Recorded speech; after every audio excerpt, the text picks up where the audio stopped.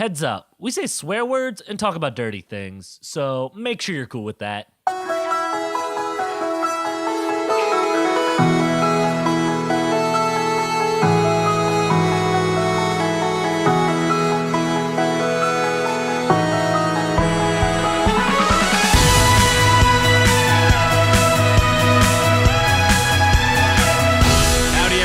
Welcome back to the Palmtop podcast. I'm Alex. And I'm Kyle. And here we watch slice of life anime. Right now we're watching Silver Spoon Season 2, Episodes 6 and 7.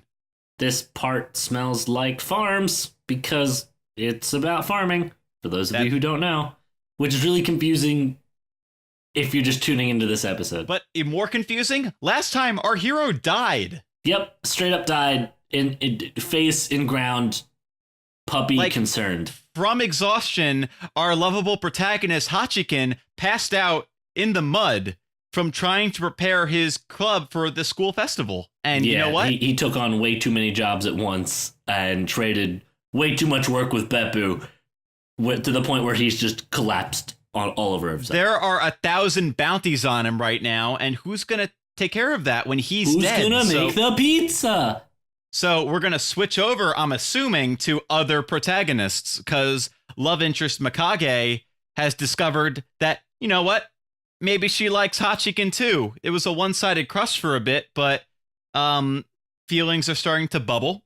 Also, we have Komaba, the sports jock, who's had he's had a secret kind of like brewing within him. And I feel like that's going to come out now because, you know what? If Hachiken's dead, we kind of have to have some drama, right? You see, you pretty much hit the nail on the head with these two episodes, except you got to really pay attention to the titles on this one. Episode 6 is Mikage Gives It Her All. Okay. So they juxtaposed, so the names are different. Got it. I see what they did. Komaba stands on the pitcher's mound.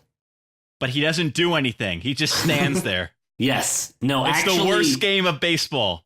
No, actually, Komaba gets hit by the arrow and he gets a stand. Stands are just verbs now? Yes. So the summary of JoJo Part 3 is Jotaro stands in Egypt. Yep. And okay.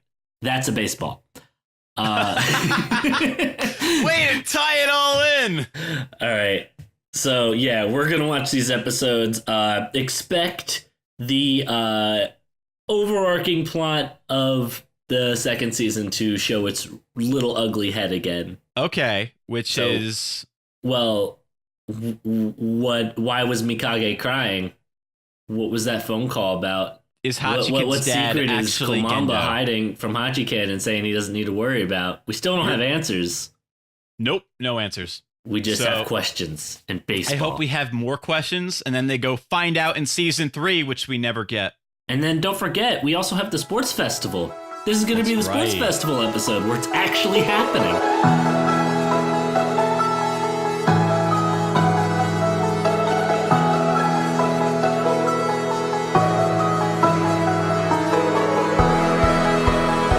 All right, Hachiken's not dead, but I'm still very sad. Oh? Why are you so sad, Alex? Well, we'll get there, because I'm pretty sure this show is going to get me in the feelings. Ooh, maybe this is what I've been waiting for since we introduced this title. Okay, well, mission accomplished.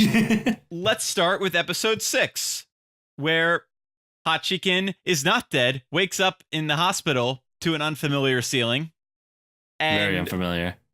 While he's met with his father, the rest of the crew is doing the human Bamba competition. That's right, human Bamba competition. It wasn't just the horses. Now the people are pulling the sleds, and it's fucking funny. Oh, yeah. Like, I love how they don't allude to it at all. Nope. They're just like, oh, yeah, we're doing an event. We're making things. There's 2 sleds, but we only got 1 horse. You know, no one questioned it. We might have the devil horse, but you know what? Nope. Turns out we get what's her name? You see, Rancid's booked, you know? Yeah, Rancid the devil horse is very busy, and Seabiscuit's dead. So, Minami Kujo, please step in here and pull the sled. Yeah, that was a really interesting scene we got of Mikage asking for Minami Kujo's help. And she helps right away. Like, she calls her dad and goes, hey, can I get my horse, please? Thanks, Dad. Send it on the jet plane. That's right. Give me all the gold bars, too. Thank you. Goodbye. We really get a nice look at their friendship and how, like, even though it seems weird and almost jaded, like, they legitimately care and try to help each other. This show is incredibly multifaceted. All the characters that would be like two notes, everyone hates each other, or their grievances towards each other are played up to comedic skies. Instead, it's kind of like, hey, she's annoying and she's really full of herself, but she'll come through. It's great. And then, of course, in the ring, when she's doing the competition, she spends all her time waving to the crowd and laughing. That when she's timed out, Kujo's the best fucking character there is. Oh man, they don't have time for me. We also get a really important scene with Hachiken and his mother. She lied about Mr. Hachiken, Mr. Yugo. Is it Mr. Hachiken? Whatever. She lied about the dad tasting the bacon. Well, him saying that the bacon was good. He ate the bacon, but he said nothing. He showed no expression. Yep, and that to Hachiken was like killing his dog. Hachiken's relationship with his dad is his white whale. It's the genesis of all of his problems in the previous high school. So he thought he had one thing that his dad was proud of. And one reason that he was proud of him going to Inozo. So when the dad goes, I never said anything about it. You're in a school that your friends haven't visited you, unbeknownst to Hachiken, because they were busy prepping up the festival. But hey, it's like the one chink in the armor I found, and I'm going to keep stabbing it. Oh, yeah. Hachiken gets new glasses. Yeah, we get to see an important scene where Hachiken won't accept his mom's money, but is kind of forced have it on him. And as he's about to throw away, he remembers his time at Mikage's farm and realizes that money isn't something to just be wasted for your stupid temper tantrums. He comes back. The whole festival's done. As you pointed out, never happens. Usually the protagonist is always at the festival, but he missed the entire thing. Guys, I took an accident nap. Oh, what a great Odin sleep. Where did everyone go? Oh, and then Mikage and Hachiken have a really, really good scene where he sees the guest book where all the people that visited the festival signed and wrote their opinions. And one person wrote, hey, I've been kind of in a funk and this got me out of it. Thank you. And Hachiken just kind of like starts breaking down because like all his work paid off. Yeah. And it's really nice for him to have that kind of closure, especially since he wasn't able to see his work come to fruition. At least it did something for somebody.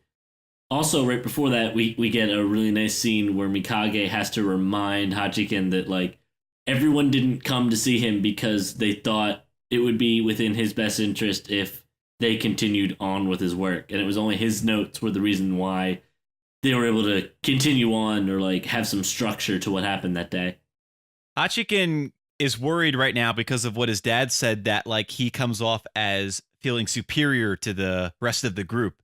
And especially when Mikage doesn't get his like Japanese proverbs or his historical knowledge, that he starts to worry that his attitude comes off as high and mighty or holier than thou. But I think what it comes off as is that everyone relies on him for being the studious oddball. And when they say we didn't come to you because we were focused on your notes, it kind of shows what he brings to the table. Of like, hey, I came prepared.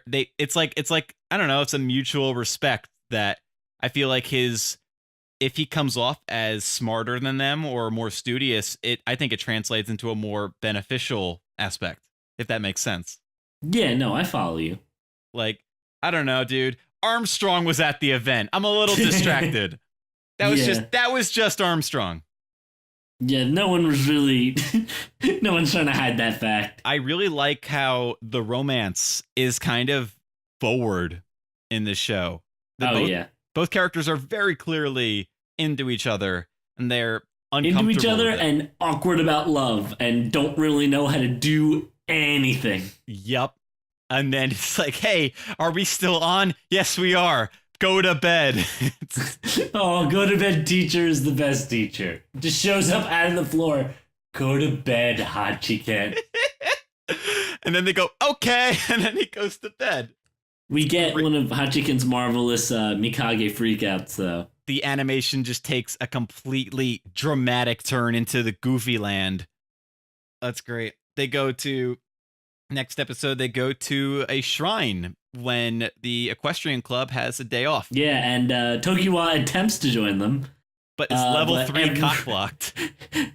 And then every other girl that Mikage's friends with, S-Link kicked in, and they all use their respective sports balls or karate moves on Tokiwa. Tokiwa never saw it coming. Oh, Tokiwa actually died in the episode. It was really sad. It was overshadowed by Komaba's baseball game. Yeah, we got some insight, some look into how they're doing in the oh god, I forget what the actual tournament is. We'll just call it the tournament. I just wrote down Ozeo High School baseball team.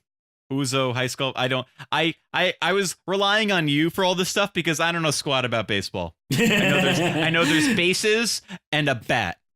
Oh wow, that must have been confusing for you then. I played baseball for a little bit. So yeah, we watch as they go from top 16 to top 8, and all the everything's really hyped up. Everyone's trying to watch when they can, like. When they're in the middle of some assignment, some teacher will put it on, being like, oh, yeah, this is just background music, BGM, right, guys? Everyone's serious about baseball. Everyone, down to when they're at the brittle making class. They're like, oh, let's turn this on. Yeah. Oh, hey, let's not watch the cows giving birth. Let's watch baseball. Oh, poor Hachiken, man. That guy had to deliver 2 cows, and he was not happy about it. He tried to run away twice. Yo, he uses the principal's words against him. It's okay to run away sometimes. Then he fucking gets bullied. Oh, so fun. Then they come back, and unnamed dark circle-eyed catcher misses the ball, and they lose the game. Okay, but it wasn't the catcher. What did I tell you? Oh, Alex. It was a pop fly to the outfield, and the person who was going to catch it, a slight wind, changed the ball's trajectory right at the last second and missed the ball, thus losing the game for Komaba and his team. Wow, when did this happen? Komaba doesn't look too all right about it. No, it's almost as if he was banking on winning this. Maybe something like that. He's not in school the next morning, and Hachiken's like, huh, that's weird. And he looks at Mikage, and Mikage's all sad, and he's like, huh, that's weird. Cut to 5 different shots of empty baseball fields. Yeah. Oh. Here we go. Now, what's next week? Hachiken howls. Oh. And the last milk. My favorite Square Enix game. I'm assuming that the howling is going to be over something bad. We'll see. But this show has me in a twist because it's like it grabs you and it makes you think everything's going to be okay. And these are like your friends. Nope. Something's going to go down. Also, everyone's fully fleshed out. So even when Komaba's sunk to his lowest, he goes to the guy that fucked up the whole game and thanks him for all his work. Yeah, Komaba's possibly the best human being in this entire show. Oh yeah. The dude just oozes confidence and hard-working ability and has a great fucking heart about it. That scene really ties in his character. It's just yeah, this game definitely meant a lot to me, and you underperformed, but you know what? We did our best, man. What was that scene with Hachiken in the bathroom? What? When Komaba and Hachiken were brushing their teeth, and he's just like, "Hey, you can't be getting sick when we need you." It's just this little Big Brother moment. Oh yeah, we have. He wants to make sure Hachiken has all of his fluids in him, and he's just like, oh yeah, these IVs are great. He's like, yeah, but you still have dark circles. Yeah. Kind of like pointing out that Komaba always knows that Hachiken's trying way harder than he should be. But it's like a weird duality because you have Komaba who can do things at 100%, and his body's just kind of built for it. And then Hachiken, who's not cut out for this work but wants to be involved. Yeah. Well, it's a nice duality there. It's fantastic. We'll see if the opening suddenly just has a missing person. Yeah, we have 4 episodes left. Yeah. You know what? While we've been doing this podcast the whole time, I actually haven't been paying attention to see if my roommate is giving birth. Oh God, Alex, I need your help right now. It's okay to run away in order to live. I will see you later. Nope, here goes the polo. Oh no, what about his placenta? Oh, what? Oh God. Was that too far? I'm sorry.